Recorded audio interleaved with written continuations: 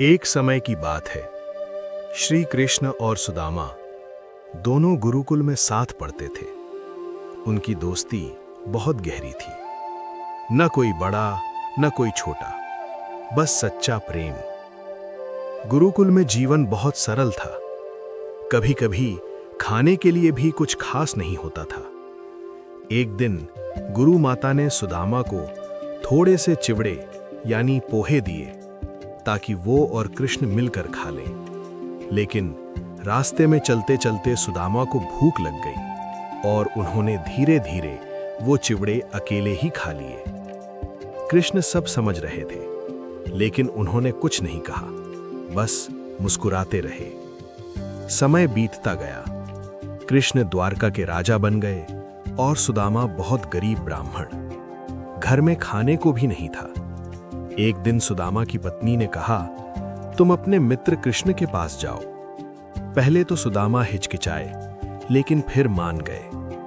सुदामा के पास देने के लिए कुछ भी नहीं था, बस थोड़े से चिवड़े बांध लिए एक कपड़े में और निकल पड़े द्वारका की ओर। जब सुदामा द्वारका पहुंचे तो जो हुआ वो इतिहास बन गया।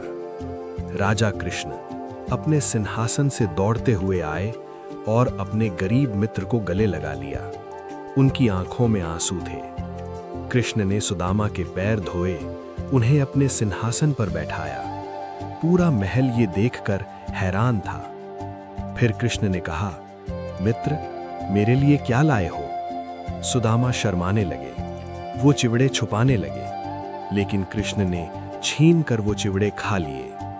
ऐसे खा रहे थे जैसे कोई अमृत हो। सुदामा कुछ मांग नहीं पाए और चुपचाप वापस लौट आए। लेकिन जब वो अपने घर पहुंचे तो उन्होंने देखा उनकी झोंपड़ी एक सुंदर महल में बदल चुकी थी। गरीबी खत्म हो चुकी थी। तब सुदामा समझ गए कि सच्ची मित्रता में मांगने की जरूरत नहीं होती।